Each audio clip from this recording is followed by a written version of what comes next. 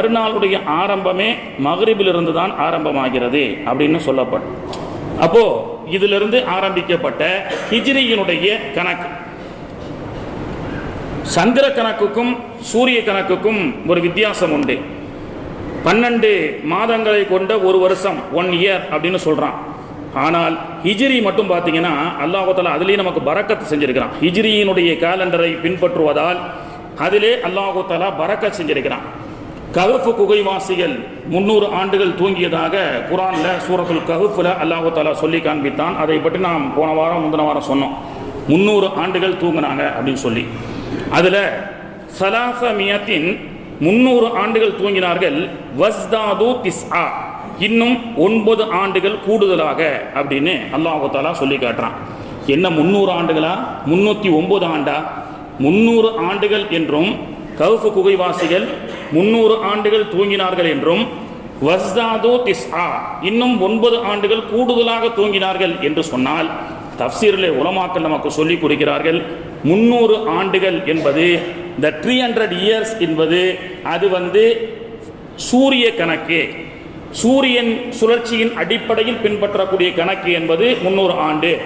சந்திரன் ஹிஜ்ரின்னு சொல்றோமா இல்லையா, முஹர்ரம் சஃபர் ரபியுல் அவ்வல் இருந்து ஆரம்பிச்சு துல் ஹஜ் வரை முடியக்கூடிய இந்த 12 மாதம், இது இந்த மாதத்தின் அடிப்படையில் 309 ஆண்டு அப்படின்னு அல்லாஹ் தஆலா சொல்லி காட்டுறான். இதுல இருந்து என்னன்னா ஒரு வருஷத்துக்கு 13 இருந்து 15 நாள் வரைக்கும் ஹிஜ்ரியினுடைய கணக்கு மிச்சப்பட்டுக்கிட்டே வரும். உங்களுக்கு புரியுதா இல்லையான்னு தெரியல. அதாவது ஆங்கில கணக்கினுடைய 12 மாதம் ஒரு வருஷமும் ஹிஜ்ரியினுடைய 12 மாதம் என்பது ஆங்கில கணக்கை விட ஹிஜ்ரியில 13 நாள் குறைந்து கொண்டே வரும். 33 ஆண்டுகள்ல ஒரு ஆண்டு எக்ஸ்ட்ரா ஹிஜ்ரி ஆண்டு கிடைக்கும். 33 வருஷம் இங்கிலீஷ் வருஷம் வச்சுக்கிடுங்க. ஒருத்தர் 33 வருஷம் வரைக்கும் ஒருத்தருக்கு அல்லாஹ் ஹயாத்தை கொடுத்தான். அவர் 33 வருஷம் வாழ்ந்தாருன்னா அவருக்கு 33 ரமலான் கிடைச்சிருக்கணும், அப்படிதானே லாஜிக்கா பார்த்தா. ஆனா அவருக்கு 34 ரமலானா கிடைக்கும். ஏன்னா ஒரு ஆண்டு எக்ஸ்ட்ரா அல்லாஹ் கொடுக்குறான். இந்த 365 நாள்ல 13 சேவ் ஆகிட்டு இருக்கிறதுல அல்லாஹ் தஆலா 33 வருஷத்துல அந்த 13 நாள்லாம் சேர்ந்து அது ஒரு வருஷமாக உருவாகி 33 ஆண்டுகளுக்கு ஒரு ஆண்டு எக்ஸ்ட்ரா கிடைக்குது. அப்படி பார்த்தா 100 வருஷத்துல 3 ஆண்டுகள் அதிகமாக கிடைக்குது. 300 வருடங்கள் தூங்கினாங்கன்னா அது 9ஆக மாறிவிடுகிறது. கணக்கை சொல்லி உங்களை குழப்பவில்லை, நீங்க சிந்திச்சு பாருங்க. யதார்த்தமா 2010 முன்னாடி வரைக்கும் சவுதி, துபாய், கத்தார் போன்ற ஹிஜ்ரினுடைய கணக்கை மட்டுமே வைத்து கேலண்டராக அடிப்படையாக வைத்த அந்த அரபுலக அரசாங்கம் இங்கிருந்து செல்லக்கூடிய வேலை ஆட்கள் இருக்கிறாங்களே அவங்களுக்கு சம்பளம் ஹிஜ்ரியின் அடிப்படையில் கொடுத்துட்டு இருந்தாங்க. ஹிஜ்ரியின் அடிப்படையில் கொடுத்துட்டு இருந்தாங்க. எப்போ 2008 வரைக்கும். 2008 வரைக்கும் கல்ஃப் கண்ட்ரியில வேலை செய்த பல ஆட்களுக்கு தெரியும். துபாயில் 2000க்கு முன்னாடியே முடிச்சுட்டாங்க. சவுதி 2008 வரைக்கும் வந்தது. மன்மோகன் சிங் என்ற இந்த ஃபினான்சியல் மினிஸ்டர் சவுதிக்கு போறதுக்கு முன்னாடி வரைக்கும் எப்படி கொடுத்துட்டு இருந்தாங்கன்னா முஹர்ரம் முடிந்து விட்டால் சம்பளம், சஃபர் முடிந்து விட்டால் சம்பளம். இந்த ஹிஜ்ரியின் கணக்கின் அடிப்படையில் தான் சம்பளம் கொடுத்தாங்க. இங்கே இருக்கக்கூடிய ஃபைனான்ஸ் மினிஸ்டர் மன்மோகன் சிங் தாழ்த்தப்பட்ட ஒரு இனத்திலே பிறந்து சீக்கியராக பிறந்து இந்தியாவை மிகப்பெரிய முன்னேற்ற பாதைக்கு அடைய செய்தவர். சென்ற வாரம் அவர் கூட இறந்துட்டார். அவர் சவுதிக்கு போய் சவுதியினுடைய ஒரு பட்ஜெட் கணக்கை வழிவகுத்து கொடுத்ததின் அடிப்படையில் தான் இன்னைக்கு சவுதி மிகப்பெரிய கரோட்பதியாக இருந்து கொண்டிருக்கின்றான். அது நிறைய பேருக்கு தெரியாது. கூகுளில் சர்ச் பண்ணி பாருங்க. The finance improvement of Saudi Arabia, அதனுடைய பங்குல மன்மோகன் சிங் அப்படின்னு சொன்னா உங்களுக்கு வரும். அது அரசியலா போயிடும், அது நமக்கு தேவையில்லை.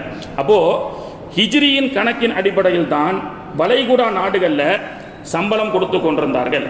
இப்போ கணக்கு போட்டு பார்த்தா ஒரு மனிதர் 33 வருஷம் வளைகுடால ஒருத்தர் ஒரு கம்பெனியில் வேலை செய்கிறாருன்னா இங்கிலீஷ் கணக்கின் அடிப்படையில் கொடுத்தா 33 வருஷம் சம்பளம் மட்டும் தான் கொடுக்க முடியும். ஆனால் ஹிஜ்ரியின் அடிப்படையில் சம்பளம் கொடுத்தால் என்ன ஆகுதுங்க, ஒரு வருஷம் ஓனராக இருக்கவங்க கரெக்டாக புரிஞ்சுட்டாங்க, ஒரு வருஷம் எக்ஸ்ட்ரா சம்பளம் கொடுக்குற மாதிரி ஆயிடுது. வருடத்தில் 13 நாட்கள் 15 நாட்கள் சம்பளம் மிச்சப்படுகிறது. இது கார்பரேட்டுடைய ஒரு திட்டம். கார்பரேட்டை பொறுத்த வரைக்கும் பார்த்தீங்கன்னா அவனுடைய இஷ்டத்தில் வழிவகுக்கப்பட்டது தான் இந்த மாத கேலண்டர், இந்த வருட பிறப்பு. இது நான் சொல்லலை, ஆதாரபூர்வமான எங்கிருந்து இந்த வருட பிறப்பு பிறந்தது அப்படின்றத நான் உங்களுக்கு சொல்றேன். அப்போ எந்த அளவுக்கு இன்னைக்கு உலகம் திங்க் பண்ண ஆரம்பிச்சிட்டான்னு சொன்னா, இந்த கொரோனா காலத்தில் எவ்வளவோ பேர் வந்து கஷ்டப்பட்டு இறந்து போனாங்க. அதுல ஒரு நாடு இப்படி ஒரு அறிவிப்பு கொடுத்துருக்கிறான். என்ன தெரியுமா?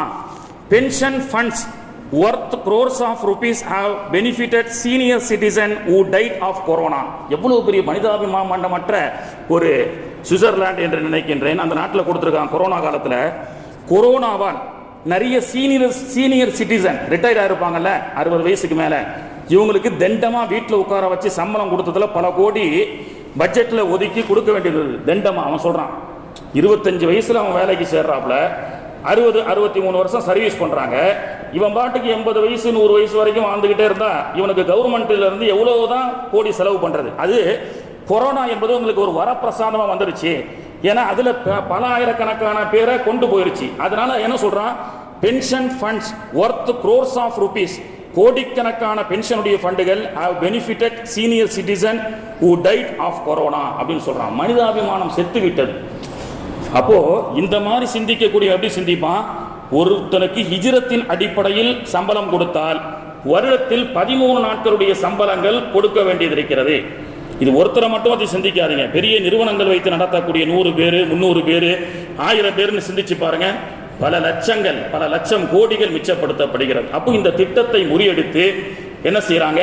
வளைகுடா நாடுகள் காசின் மீது பற்று கொண்டு மனிதன் மீது இரக்கமற்று முதலாவதாக மனிதர்களுக்கு வேலையாட்கள் வேர்வை சிந்தியவுடன் கூலி ஆட்களுக்கு கூலி கொடு என்று அல்லாஹ்வுடைய தூதர் சொன்ன அந்த வேலையாட்களின் மீது இருக்கக்கூடிய இரக்கத்தை முதலிலே வளைகுடா நாட்டிலிருந்து திட்டமிட்டு தடை செய்யப்பட்ட ஒரு சூழ்ச்சி தான் இந்த நியூ இயர் கொண்டாட்டம். அப்போ நமக்கு தோணுது, ஹஜ்ரத் இது வந்து ஈசா அலைஹிஸ்ஸலாம் பிறந்த நாளை தானே கொண்டாடுறாங்க, கிறிஸ்மஸா? ஈசா அலைஹிஸ்ஸலாமுடைய பிறப்பை பற்றி சூரத்துல் மரியம்ல அல்லாஹ் சொல்லும் போது வஸ்ஸலாமு அலைய, அவர் மீது சாந்தி உண்டாகட்டும், யௌம உலித்து, அவர் பிறக்கும் பொழுதும், வயௌம அமூத்து, அவர் இறக்கின்ற நாளிலும் நாம் சலாமத்தை ஏற்படுத்தினோம்னு அல்லாஹ் சொல்றான். அதனால மரியம் அலைஹிஸ்ஸலாமுடைய வயிற்றிலிருந்து ஈசா அலைஹிஸ்ஸலாம் பெத்லஹேம்ல பலஸ்தீன்ல பிறக்கக்கூடிய அந்த சம்பவத்தை அல்லாஹ் சொல்லும் போது அவர் பிறந்த அந்த நேரம் பரக்கத்துடையதாக ஆக்கி வைத்தோம், சலாமத்தாக ஆக்கி வைத்தோம் தானே அல்லாஹ் சொல்றான். ஈசா அலைஹிஸ்ஸலாமுடைய பிறந்த நாள் தானே, லாஜிக் வருதா இல்லையா? அது கொண்டாடுறது தப்பு இல்லை. ஸோ சில பேர் இப்படி குர்ஆனுடைய விஷயத்தை அறகுறையா தெரிந்து கொண்டு நமக்கும் பர்மிஷன் இருக்கு நியூ இயர் அப்படின்னு சொல்லி. அப்போ சகோதரர்களே, இது தவறான விஷயம். ஈசா அலைஹிஸ்ஸலாம் வந்து பிறந்தது குளிர்காலமே கிடையாது. குர்ஆனுடைய வரலாறு ஹதீஸுடைய வரலாறை வைத்து பார்த்தால் ஈசா அலைஹிஸ்ஸலாமுடைய பிறப்பை பற்றி அல்லாஹ் சொல்றான், வஹுஸ்ஸி இலைக்கி பிஜிதின் நக்லத்தி துசாக்கித் அலைக்கி ருதபன் ஜமியா. மரியம் அலைஹிஸ்ஸலாம் ஈசா நபி அவர்களை நிறைமாத கர்ப்பிணியாக வயிற்றில் சுமக்கும் பொழுது அவர்களை பேரித்தம்பலத்தினுடைய மரத்திற்கு அருகிலே சென்று அந்த பேரித்தம்பலத்தை உலுக்கு என்று நாம் சொன்னோம். அந்த பேரித்தம்பல மரத்திலிருந்து ஈரப்பதமான பேரித்தம்பலங்கள் கீழே விழுந்தது. இந்த பேரித்தம்பலங்கள் ஈரப்பதமாக அறுவடை ஆகப்படக்கூடிய சீசனே சம்மர். ஸோ ஈசா அலைஹிஸ்ஸலாமுடைய பர்த் என்பது that is a summer season, that is a not a winter. அது குளிர்காலம் அல்ல. எனவே 2024 ஆண்டுகளுக்கு முன்பு இயேசுநாதர் என்று சொல்லக்கூடிய ஈசா அலைஹிஸ்ஸலாம் நம்முடைய தீர்க்கதரிசி பிறந்தது சம்மர், வெயில் காலம் அப்படி என்று ப்ரூஃப் ஆகப்படுகிறது. குர்ஆன் சொல்லக்கூடிய வரலாறு, குர்ஆனுடைய தஃப்சீருடைய வரலாறு. அப்போ இந்த கிறிஸ்மஸ், இயேசு பிறந்தார், நியூ இயர், எதையெல்லாம் நம்ம தலையில கொண்டாடி வச்சுட்டு இன்னைக்கு தான் நியூ இயர் பறக்குது, இன்னைக்கு வந்து ஃபஜர் தொழுகை தொழுதா அல்லாஹ் வருஷம் ஃபுல்லா பறக்கத்தை அல்லாஹ் கொடுத்துருவான். 12 மணிக்கு நம்ம பிள்ளைங்க எல்லாம் நியூ இயர் ஷேர் பண்ணிக்கிட்டு இருக்கு, எல்லாமே ஹாப்பி நியூ இயர் முஸ்லீம்கள் எல்லாம் சொல்லிட்டு இருக்கிறாங்க. அப்போ இது வந்து எவ்வளவு பெரிய ஒரு மடமை. நம்மளை வந்து ஏதோ ஒரு விஷயத்துல திசை திருப்பி விட்டு ஏதோ ஒரு பெரிய திட்டத்தை இந்த உலகத்திலே யூதர்கள் நிகழ்த்தி கொண்டிருக்கின்றார்கள். அதுதான் உண்மை. அப்படி நான் சொல்லல. இந்த நியூ இயர் ஜனவரி 1 அப்படின்னு இன்னைக்கு புத்தாண்டு கொண்டாடுறாங்கல்ல, கேலண்டர், இந்த அமைப்பு இங்கிலாந்துல அமைக்கப்பட்டது 1752ல. கிட்டத்தட்ட 273 வருஷம். 2024 இருந்து 1752 கழிச்சு பார்த்தீங்கன்னா 273 இயர்ஸ், 273 ஆண்டுகளாகத்தான் உலகமெங்கும் ஜனவரி, பிப்ரவரி, அதிலும் பாருங்க ஆரம்பத்தில் வரியை போட்டுட்டான். இப்போ ஜனவரி, பிப்ரவரி அப்படின்னு ஆரம்பிச்சு முதல்ல இன்கமிங்க பார்த்துட்டான். அப்போ 273 ஆண்டுகளுக்கு முன்பதாகத்தான் என்ன செய்யப்படுது, கிறிஸ்தவ உலகம் இங்கிலாந்துல வச்சு England adopted the Gregorian calendar in 1752, which established January 1 as the start of the new year அப்படின்னு சொல்லி என்ன செய்றாங்க, இங்கிலாந்துல வச்சு டிக்ளேர் பண்றாங்க. அது மட்டுமல்ல, 300 செஞ்சுரிக்கு முன்னாடி தான் கிறிஸ்தவ உலகம் கிறிஸ்து எப்போ பிறந்தார் வரலாற்றில் ஆதாரம் இல்லை, குரான்ல இருக்கு, குரானை ஏத்துக்க முடியாது. அப்ப கிறிஸ்து எப்போ பிறந்தார் அப்படி என்று அவர்களாக வருஷத்துல ஒரு ஒரு ஒரு ஒரு மாத காலங்கள் ஏதோ நம்ம உலகத்தை அனுபவிக்க செல்ல வேண்டும். அப்ப எது எப்போ லீவு கொடுத்தா கரெக்டா இருக்கும் அப்படின்னு ஃபிக்ஸ் பண்ணி பிஃபோர் 300 ஆண்டுகளுக்கு முன்பதாகத்தான் கிறிஸ்தவ உலகம் டிக்ளேர் பண்றாங்க. இப்ப கூட சமீபத்தில் போப் சொன்னார், டிசம்பர் 26 என்பது கிறிஸ்து பிறந்ததாக எந்த வரலாறும் இல்லை, அது நாங்களா டிசைட் பண்ணி உருவாக்கப்பட்டது. புத்தாண்டு என்பதும் இங்கிலாந்துல வச்சு எல்லா தொழில் அதிபர்களால் சேர்ந்து மிகப்பெரிய விஞ்ஞானிகள்லாம் சேர்ந்து வரலாற்று ஆய்வாளர்கள் சேர்ந்து ஒரு கணிப்பு தானே தவிர இதற்கு எந்த ஆதாரமும் இல்லைன்னு போப்பே சமீபத்தில் சொல்லியிருக்கிறார். அப்போ கண்ணியத்திற்குரியவர்களே, இதுக்கு ஆளாக்கப்பட்டு 1400 ஆண்டுகளுடைய பாரம்பரியத்தை சேர்ந்த அழகான ஒவ்வொரு வரலாற்றுக்கும் ஒவ்வொன்றுக்கும் வரலாறு குர்ஆன் ஹதீஸின் மூலமாக சொல்லப்பட்ட மார்க்கத்தை அடகு வைத்து இன்னைக்கு அல்லாஹ் பாதுகாக்க வேண்டும். மக்கா மதீனா என்ற ஒரு புனித ஸ்தலம் மட்டும் இல்லை என்று சொன்னால் அரபுலகத்தை அல்லாஹு தஆலா நாசப்படுத்தி இருப்பான். ஏனென்றால் மக்காவை வைத்தும் மதீனாவை வைத்தும் அல்லாஹு தஆலா சவுதியை பாதுகாத்து கொண்டிருக்கின்றான். இந்த பாதுகாப்பு சவுதிக்கு ரொம்ப நாள் இருக்காது. அல்லாஹு தஆலா குர்ஆன்ல சொல்றான், சில பேருக்கு காசு பணமும் வசதியை அதிகமாக கொடுத்துட்டா இல்லாத ஆட்டம் போடுறான். அல்லதி ஜமஅ மாலம் வஅத்ததா, கோடி கோடியா காசு வந்துகிட்டே இருக்குது, அதை என்னை பார்த்து சந்தோஷப்பட்டு கொண்டிருக்கின்றான்.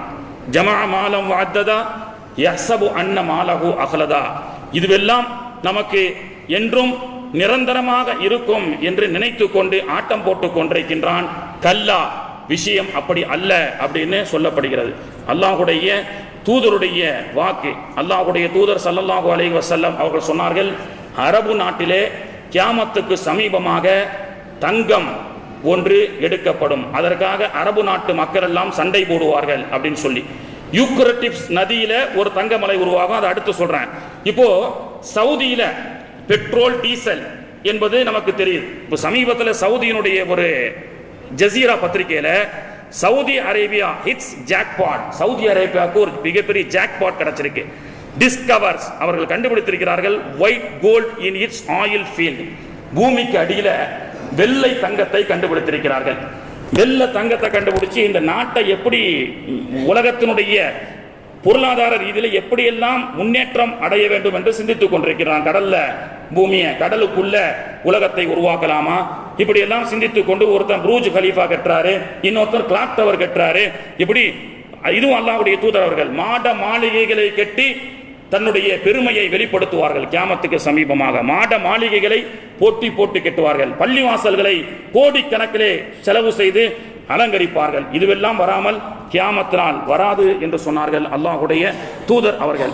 இப்படியாக இந்த புத்தாண்டை பொறுத்தவரை நிறைய நாடுகள் தன்னுடைய சிறப்பான அறிவிப்பை, கிஃப்டை மக்களுக்கு சொல்லியிருக்கிறது. ஜப்பான், ரஷ்யாவுடைய அதிபர் 2025க்கு தன்னுடைய நாட்டுக்காக மக்களுக்கு ஒன்று அனுப்புகிறார். I welcome the new year 2025. ரஷ்யாவுடைய அதிபர் இந்த 2025ஆம் ஆண்டை நான் வரவேற்கிறேன். பை டெவலப்பிங் அண்ட் இன்ட்ரோடியூசிங் மக்களுக்கு 2025க்கு ரஷ்யாவுடைய அதிபர் புதின் ஒரு மக்களுக்கு ஒரு கிஃப்டா கொடுக்கிறார். என்னன்னு சொன்னா, vaccine to provide cancer to the public, கேன்சருக்கு உண்டான வேக்சினை கண்டுபிடிக்கப்பட்டு விட்டது அப்படின்னு சொல்லி அவர் கண்டுபிடிச்சு அதை நாட்டு மக்களுக்கு அர்ப்பணிக்கின்றோம் அப்படின்னு சொல்லி அவர் சொல்லியிருக்கிறார்.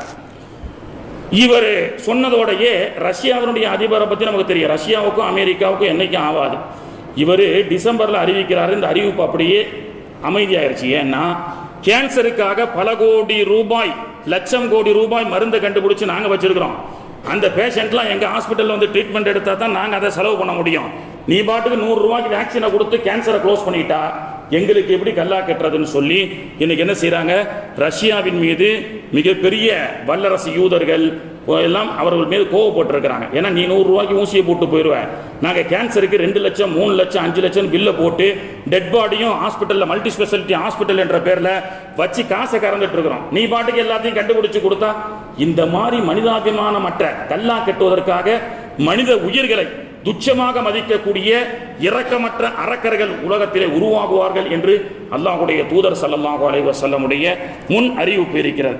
இப்படி சகோதரர்களே, இது போன்று நிறைய அறிவிப்புகள். அதுல இன்னைக்கு த கிரேட்டர் இஸ்ரேல் இன்றும் பலஸ்தீனிலே கொத்து கொத்தாக உயிர்களை கொலை செய்து கொண்டிருக்கக்கூடிய இஸ்ரேல், எல்லா நாடுகளும் அவர்களுக்கு உண்டான மக்களுக்கு நியூ இயர்ல ஏதாவது மக்களுக்கு கிஃப்ட் அளிச்சுட்டே இருப்பாங்க, இந்தியாவை தவிர.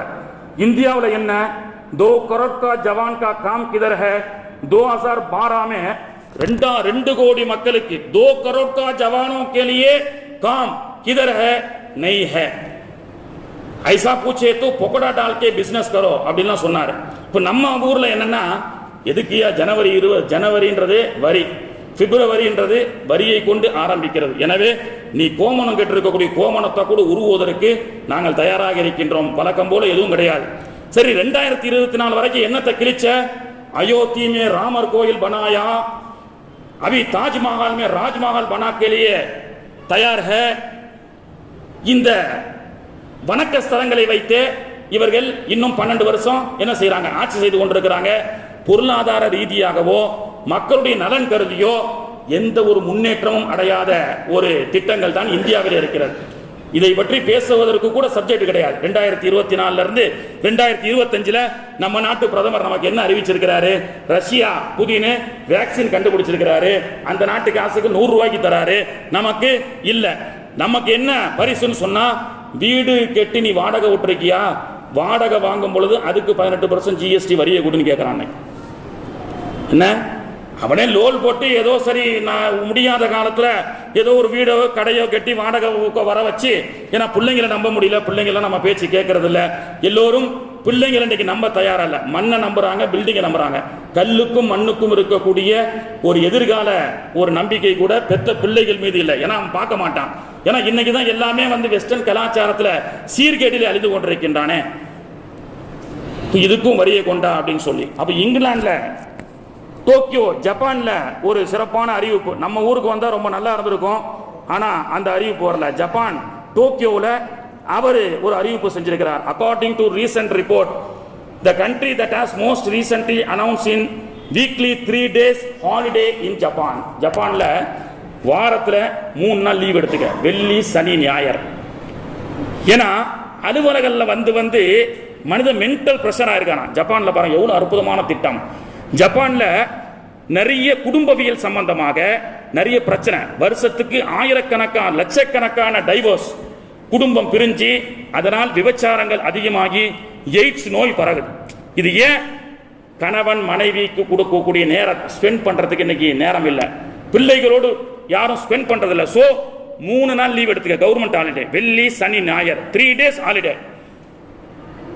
வாரத்தில் 5 நாள், 4 நாள் தான் ஒர்க்கிங் டே அப்படின்னு சொல்லி ஜப்பான் டோக்கியோ இன்னைக்கு ஒரு மிகப்பெரிய குடும்பவியல் சம்பந்தப்பட்ட எதிர்காலத்தை திட்டமிட்டு அற்புதமான ஒரு திட்டத்தை இந்த 2025 ஜப்பான் டோக்கியோ மக்களுக்கு கொடுத்திருக்கிறாங்க. இப்போ இந்த குடும்பவியலை பற்றி அடுத்து வருவோம். இதுல த கிரேட்டர் இஸ்ரேல் என்று சொல்லக்கூடிய உலகத்தினுடைய மிக அதிபயங்கரவாதி என்று சொல்லக்கூடிய யூத தலைவர் ஜெவிஷ், அதாவது யூத தலைவர் ரபாஸ். எல்லாருமே ஒரு நியூ இயர் வந்தா என்ன சொல்லுவாங்க? கிறிஸ்தவருடைய போப் சொன்னார், கிறிஸ்தவ மதம் என்பது மக்கள் மீது இரக்கம் கொண்ட மதம், நிறைய மாற்றுத்திறனாளிகளை எல்லாம் தன் வசம் வைத்துக் கொண்டு ஹிதமத் செய்யக்கூடிய அற்புதமான மதம். அதனால தான் ஆங்கிலேயர்கள் இந்தியாவிலிருந்து விரட்டப்படும் பொழுது பொது சேவை உள்ள மக்களை, மதர் தெரசா போன்றவர்களை எல்லாம் நீங்க இந்தியாவிலே இருங்க, சேவை செய்யுங்கள் என்று நிப்பாட்டி வைத்தோம். சரியா? ராணுவங்களை மட்டும்தான் ஆங்கிலேயர்களை அனுப்பினோமே தவிர பொது சேவை செய்யக்கூடிய ஃபாதர்கள், பொது சேவை செய்யக்கூடிய கன்னியாஸ்திரிகளை எல்லாம் நீங்க இங்கே இருங்க, உங்க சேவை நாட்டுக்கு தேவை என்று அவர்களை மட்டும் விரட்டாமல் நாம சுதந்திரத்தை கொடுத்தோம் என்பது ஒரு வரலாறு. இப்படி அவர் கூட என்ன சொல்லியிருக்கார்? போப்பாண்டவர், கிறிஸ்தவ போப்பாண்டவர் எல்லோரும் நல்லா இருக்கணும், காட் பிளஸ் யூ அப்படின்னு சொல்லிட்டு குறிப்பாக பலஸ்தீன மக்களுக்கு விரைவில் விடுதலை கொடுங்கள், அவரும் நிம்மதியாக வாழ வேண்டும் என்று அவர் வாழ்த்தியிருக்கிறார். உண்மையாக வரவேற்கக்கூடிய வாழ்த்து. யாரு? கிறிஸ்தவ மதத்தினுடைய அகில உலக போப் சொல்லியிருக்கிறார் இந்த புத்தாண்டுக்கு, கிறிஸ்துமஸுக்கு. ஆனால் இஸ்ரேல் 2 அதிபயங்கரவாத அறிவிப்பை செய்திருக்கிறது. ஆனால் உலகத்தில் அதை யாரும் கண்டுகொள்ளவில்லை. ஒன்று, ஜெவிஷ் ரிலீஜியஸ் லீடர் ரபாஸ் லேட்டஸ்ட் இன்டர்வியூ.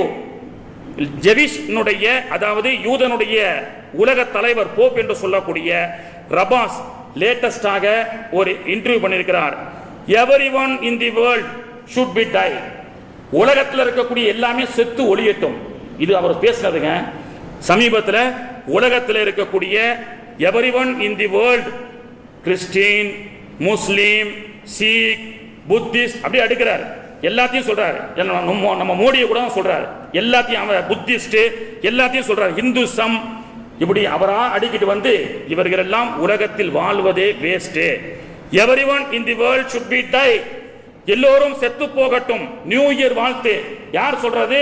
உலகத்தில் 1.5 கோடி மக்கள் மட்டும் வாழக்கூடிய யூதத்தினுடைய தலைவன். எனக்கு இஸ்லாமியன் தொப்பி வச்சு தாடி வச்சு யாரையாவது கையை நீட்டல, வெறும் கத்தியை கொண்டு போனாலே இவன் தீவிரவாதி என்று சொல்கின்றானே. அணு ஆயுதம் வைத்திருக்கக்கூடிய சதாம் ஹுசைனை அவன் அணு ஆயுதம் வைத்திருக்கின்றான், அவனால் உயிருக்கு ஆபத்து என்று அவனை தூக்கிலிட்டு போட்டார்களே. அந்த உலகம் இன்னைக்கு எங்கே போனது? மனிதாபிமானம் எங்கே போனது? ஹியூமன் ரைட்ஸ் எங்கே போனது? பப்ளிக்கா பேசுறாரு, கேட்பதற்கு இது இப்படி ஏண்டா பேசுற அப்படின்னு சொல்லுவதற்கு கூட இன்னைக்கு உலகத்தில் நாதி இல்லை. அவர்கள் எல்லாம் நல்லவர்கள், வழிகாட்டக்கூடியவர்கள். இஸ்லாமிய அப்பாவி மக்கள் எல்லாம் தீவிரவாதிகள். இதுதான் உலகத்தில் நடக்கிறது. அப்படி சொல்லிட்டு அடுத்து இஸ்ரேல் தன்னுடைய நாட்டு மேப் அறிவிக்கிறாங்க. பொதுவாக இந்தியா மேப்பு 1947 இருந்து இப்போ வரைக்கும் ஒரே மாதிரி தானே மேப் இருக்கு. பாகிஸ்தான் மேப்பு அதே மாதிரி தான் இருக்கும், இலங்கை மேப்பு அதே மாதிரி இருக்கும், எல்லா நாட்டு மேப்பும் உலகத்தில் அதே மாதிரி தான் இருக்கும். ஆனால் வருஷம் மாறக்கூடிய மேப் மட்டும் இஸ்ரேல். இஸ்ரேலுடைய மேப் மட்டும் பார்த்தீங்கன்னா பெருசாகிட்டே இருக்கும். ஏன்? இவனுடைய திட்டம். அதில் இந்த வருஷம் அவன் வெளியிட்ட அந்த மேப்பை பார்த்தா சிரியாவினுடைய ஒரு பகுதி, கோலன் ஹில்ஸ் என்று சொல்லக்கூடிய பலமான ஒரு பகுதி. இப்போ இந்த வருஷம் புதுசாக ஆட் பண்ணியிருக்கிறாங்க ஈஜிப்டில் இருக்கக்கூடிய நைல் நதி.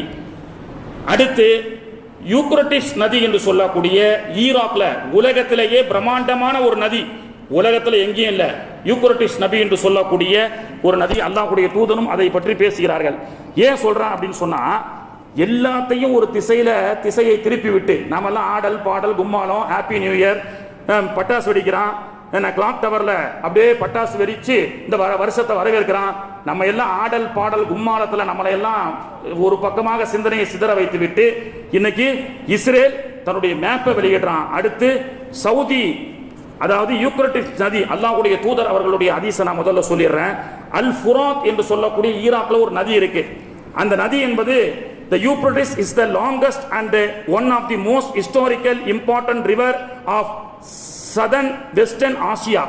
வெஸ்டர்ன் ஆசியாவிலேயே மிகப்பெரிய ரிவர் என்று சொல்லக்கூடிய ஒரு யூக்ரட்டிஸ் நதி.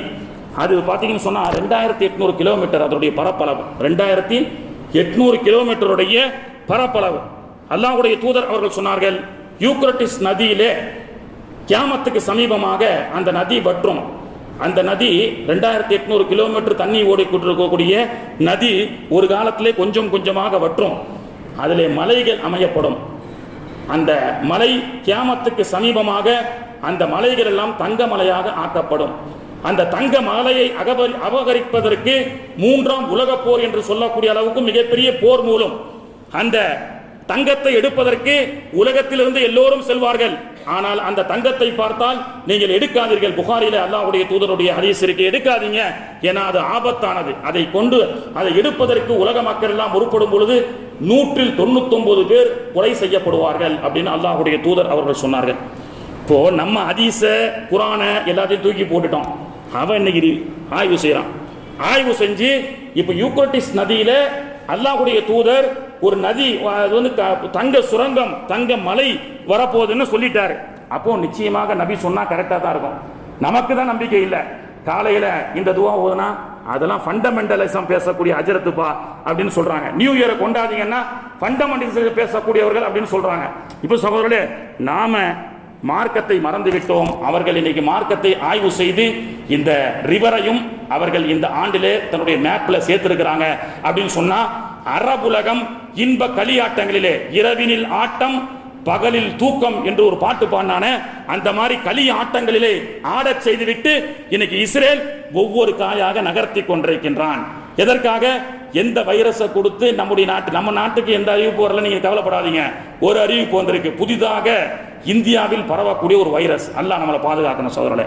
இந்த மாதிரி வைரஸை கொடுத்து சாகடிப்பான தவிர நம்முடைய எதிர்காலத்திற்காக எந்த திட்டங்களும் உலக அளவிலோ இந்திய அளவிலோ வராது. ஏனென்றால் உலக யூதனுடைய கைப்பிடியில் தான் இந்திய தேசம் இருக்கிறது என்பதை நாம் தெரிந்து கொண்டு சகோதரரே, அல்லாஹ்வுடைய மார்க்கத்தை மறந்து வாழாமல், தரிகட்டு வாழாமல், தரிபட்டு வாழ வேண்டும். நமக்கு எல்லா விஷயத்திலும் நமக்கு வழிகாட்டி இருக்கிறது. ஏன் இவர்களால் திணிக்கப்பட்ட உலகத்தில் எடை சருகலாக வரப்பட்ட கலாச்சாரத்தை நாம் ஏன் பின்பற்ற வேண்டும்? ஒரு இஸ்லாமியர் நியூ இயர் சொல்லலாமா? ஒரு இஸ்லாமியர் நியூ இயர் என்று சொல்லலாமா? சொல்வது ஹராம். ஃபைன் தவல்லவ் ஃபைன் அல்லாஹ் லா யுஹிப்புல் காஃபிரீன். அல்லாஹ்வுடைய மார்க்கத்தை தவறிவிட்டு வேற ஒன்றை நீங்கள் பின்பற்றினால் நீங்கள் காஃபிராக ஆகிவிடுவீர்கள் என்று அல்லாஹ் தஆலா குர்ஆனிலே சொல்லி காட்டுகின்றான். 300 ஆண்டுகளுக்கு முன்பதாக எவனுக்கோ பிறந்த இந்த புத்தாண்டும் எவனுடைய வழியிலோ வந்த இந்த பண்டிகைகளும் நமக்கும் அவருக்கும் சம்பந்தம் இல்லை. நீங்கள் அப்படி ஒவ்வொரு நாட்களையும் ஒவ்வொரு பருவத்தையும் நீங்கள் வரவேற்க வேண்டும் என்று சொன்னால் அல்லாஹ் தஆலாவுடைய தூதர் நமக்கு சொல்லிக் கொடுக்கின்றார்கள். மனிதன் நல்ல துணையை தேட ஆசைப்படுகின்றான். திருமணத்திற்கு முன்பு இறைவா எனக்கு நல்ல துணையை தா என்று வாலிபர்கள் துஆ செய்ய நமக்கு கற்றுக் கொடுத்திருக்கின்றார்கள். திருமணத்தின் போது பாரக்கல்லா என்ற துஆ நமக்கு கற்றுக் கொடுக்கப்பட்டிருக்கிறது. மணமக்கள் திருமணம் முடிஞ்ச உடனே மணமகன் மணமகளை பார்த்தால் ஒரு துஆ எத்தனை பேருக்கு தெரியும்? முதல்ல மனைவியை பார்க்க போறாரு, மணமகன் மணமகளை பார்த்தவுடன் ஓதப்படக்கூடிய துஆ நமக்கு தெரியுமா? அதே போன்று மணமகளோடு இல்லற உறவை ஈடுபடும் பொழுது அல்லாஹ்வுடைய தூதர் நமக்கு துஆ செய்ய கற்றுக் கொடுத்தார்கள். நமக்கு எத்தனை பேருக்கு தெரியும்? குழந்தைக்கான துஆ நமக்கு இருக்கிறது. அது மட்டுமல்லாமல் குழந்தை ஸ்கூலுக்கோ காலேஜுக்கோ அனுப்பும் பொழுது நாம் ஒரு துஆ ஓத வேண்டும். எதிர்காலத்தில் நம்முடைய பிள்ளை எப்படி இருக்கணும், எந்த படிப்பை படிக்கணும் அல்லாஹ் கற்றுக் கொடுக்குறாங்க. ரப்பனா ஆத்தினா மில்லதுன்க ரஹ்மத்தம் வ ஹய்ய லனா மின் அம்ரினா ரஷதா. என்னுடைய பிள்ளை வருங்காலத்தில் நல்லா இருக்கணும், எந்த துறையை தேர்ந்தெடுக்க வேண்டும் என்று சொன்னால் பள்ளிக்கூடம் அனுப்பும் பொழுது, காலேஜுக்கு அனுப்பும் பொழுது இந்த துஆவை நீங்கள் பிள்ளைகளுக்கு கற்றுக் கொடுங்கள். 40 வயசு ஆயிட்டா இந்த துஆவை அல்லாஹ் ஓத சொல்றான். நமக்கு எத்தனை பேருக்கு தெரியும்? நியூ இயர் 12 மணி கொண்டாட்டம், ஆட்டம் பாட்டம், திருமணங்களிலே கச்சேரிகள், இதைத்தானே நம்முடைய பிள்ளைகளுக்கு கற்றுக் கொடுத்திருக்கின்றோம். எவனுடைய கலாச்சாரத்தையும் நம்முடைய பிள்ளைகளுக்கு கற்றுக் கொடுத்திருக்கின்றோமே. பிறக்கும் பொழுது ஓதும் துஆ, திருமணத்தின் போது ஓதும் துஆ, இல்லற வாழ்க்கையில் சேரும் பொழுது ஓதும் துஆ என்று 40 வயசுல ஒரு மனிதர், ஓரளவு பிள்ளைகள் எல்லாம் வளர்ந்த பருவத்தில் இருக்கக்கூடிய 40 வயசுல அல்லாஹ் தஆலாவே குர்ஆன்ல நேரடியா சொல்லி கொடுக்கிறான். 40 வயசு ஆயிடுச்சா இந்த துஆவை ஓதுங்க. நமக்கு பயமா இருக்குல்ல, ஹஜ்ரத் பிள்ளைங்க பேச்சை கேட்க மாட்டேங்கிறாங்க, பிள்ளைங்க இன்னைக்கு நம்ப தயாரா இல்ல, எல்லாமே தரிகெட்டு போய்கிட்டு இருக்கிறான். இன்னைக்கு ஹேர் ஸ்டைல்ல இருந்து கலாச்சாரத்துல இருந்து எல்லாம் சீர்கேடுகள். யாரையும் நம்பாத, அல்லாஹ்விடத்துல அல்லாஹ்வை மட்டும் நம்புவோம். அல்லாஹ் தஆலா சொன்னா 40 சனத்தன், 40 வயது ஆகிவிட்டால் ரப்பி அவுசிஇனி அன் அஷ்குர நிஅமத்தக அல்லதி அன்அம்த அலைய வ அலா வாலிதைய வ அன் அஅமல சாலிஹன் தர்வாஹு அஸ்லிஹ் லி ஃபீ துர்ரிய்யதி. இறைவா எனக்கு பரக்கத்தை தருவாயாக, என்னுடைய ஆயுளிலே நிம்மதியை தருவாயாக, என்னுடைய பிள்ளைகளை தரிபட்டு நடக்கக்கூடிய நன்மக்களாக உருவாக்குவாயாக என்று 40 வயசு ஆயிட்டா இந்த துஆவை ஓதுன்னு அல்லாஹ் தஆலா சொல்லிக் கொடுக்கின்றான். கண்ணியத்திற்குரியவர்களே, இப்படி அல்லாஹ்வும் ரசூலும் மார்க்கமும் சொல்லிக் கொடுக்கின்ற வழியில் நடப்போம். தரிகட்டு செல்லக்கூடிய ஷைத்தானுடைய வழியை விட்டும் அல்லாஹ் தஆலா நம்மை பாதுகாத்து தரிபட்டு மார்க்கத்தின் அடிப்படையில் வாழக்கூடிய பாக்கியத்தை அல்லாஹ் தஆலா நாம் அனைவர்களுக்கும் தந்து அருள் புரிவானாக. அல்லாஹ்வுடைய கிருபையால் ரமலான் நெருங்கிவிட்டது. ஆங்காங்கே அல்லாஹ்வுடைய இல்லமான பள்ளிவாசல்கள் உருவாகி கொண்டே இருக்கிறது. அதன் அடிப்படையில் தஞ்சை மாநகரத்தில் நிறைய பள்ளிவாசல்கள் சமீபத்தில் புதிதாக கட்டப்பட்டது. அதன் அடிப்படையில் மாரியம்மன் கோயிலுக்கு பின்பக்கமாக இருக்கக்கூடிய 3 கிலோமீட்டர் தாண்டி கலக்குடி என்ற ஒரு சிற்றூரிலே சிறப்பான ஒரு பள்ளிவாசல் கட்டப்பட்டு அடுத்த வார ஜும்மாவுக்கு அதனுடைய திறப்பு விழா காண இருக்கின்றது. திறப்பு விழாவிற்காக சிறப்பான உலமாக்கள் எல்லாம் வந்து பயான் செய்ய இருக்கின்றார்கள். ஒரு நாளைக்கு முன்பதாக வியாழக்கிழமை 9ஆம் தேதி பெண்களுக்காக 5 மணியிலிருந்து மாலை இரவு 8 மணி வரை ஒரு நிகழ்ச்சி இருக்கின்றது. இதுல ஒரு பெரிய விஷயம் என்னன்னு சொன்னா, நாம அயோத்தியில ராமர் கோயில் அந்த பிரச்சனைலாம் இருக்குங்க. ஆனா தமிழ்நாட்டில் என்ன தெரியுமா, பள்ளிவாசல் கெட்டப்பட்ட நம்மால கூட இத்தனை நாள் பள்ளிவாசல் இல்ல, வீட்டில் தூங்கிட்டு இருந்தாலும் கேட்க மாட்டாங்க. இப்ப பக்கத்திலேயே பள்ளிவாசல் வந்துருச்சு, என்ன பாய் போலையான்னு கேட்பாங்க. நம்ம ஆளுங்களுக்கு கூட வருவதற்கு ஒரு மகிழ்ச்சிக்கு தடையா இருக்கு. ஆனா இந்துக்கள் இருக்கிறாங்கல்ல, ஊர்ல பள்ளிவாசல் வந்ததுக்குன்னு சொல்லி 5-10 வீடு தான் கலக்கூடியல இருக்கு. ஆனா ஆயிரக்கணக்கான இந்து சகோதரர்களுக்கு மிகப்பெரிய மகிழ்ச்சி. அதுல தேசிய கட்சி, இஸ்லாத்துக்கு எப்பவும் எதிரானவர்கள் என்று சொல்லக்கூடிய அந்த கட்சியை சார்ந்த மாவட்ட தலைவர் பாய் பள்ளிவாசல் திறப்பு விழாவுக்கு 100 சீர் சாமான்களோடு நாங்கள் வருவோம் அப்படின்னு சொல்லக்கூடிய அளவுக்கு இந்துக்கள் அவ்வளவு ஆனந்தப்படுகிறார்கள். அதனால தான் சரஸ்வதி அம்மா ராமநாதபுரத்துல 10 லட்சம் ரூபாய் கொடுத்துருக்காங்க ஒரு பள்ளிவாசல் கட்டுவதற்காக. இந்துக்களுங்க, ஏ பாய் நாங்க மகரிபுக்கு பிறகு வந்தா என் பிள்ளைக்கு ஓதி விட மாட்டீங்களா, நாளைக்கு இன்னைக்கு இல்லாட்டாலும் என் பேர பிள்ளை வருவாங்கன்னு சொல்லக்கூடிய அளவுக்கு இன்னைக்கு இந்து மக்களும் மகிழ்ச்சியாக இந்த பள்ளி திறப்பு விழாக்களை வரவேற்க தயாராக இருந்து கொண்டிருக்கின்றார்கள். இன்னும் இன்ஷா அல்லாஹ் நிறைய இடங்களிலே இறையில்லமான பள்ளிவாசல் உருவாக்கப்படக்கூடிய காலத்தின் தேவையாக இருக்கின்றது. இன்ஷா அல்லாஹ் பள்ளிவாசல் உலகத்திலிருந்து எப்பொழுது ஆரம்பிக்கப்பட்டது, இன்று வரை அதனுடைய வரலாறுகள் என்ன, உலகத்தில் நடக்கக்கூடிய அரசியல் சூழ்ச்சிகளோடு இந்த இறையில்லங்கள் பற்றிய செய்திகளை இன்ஷா அல்லாஹ் அடுத்த வாரம் ஜும்மாவிலே பார்ப்போம். அல்லாஹு தஆலா நம் அனைவர்களுக்கும் இறையில்லத்துடைய தொடர்போடு தக்குவாவோடு வாழக்கூடிய பாக்கியத்தை தந்து அருள் புரிவானாக. வாக்ரு தஅவானா அனில் ஹம்துலில்லாஹி ரப்பில் ஆலமீன். அஸ்ஸலாமு அலைக்கும் வரஹ்மத்துல்லாஹி வபரகாத்துஹு. சுன்னத் தொழாதவங்க தொழுது கொள்ளுங்கள்.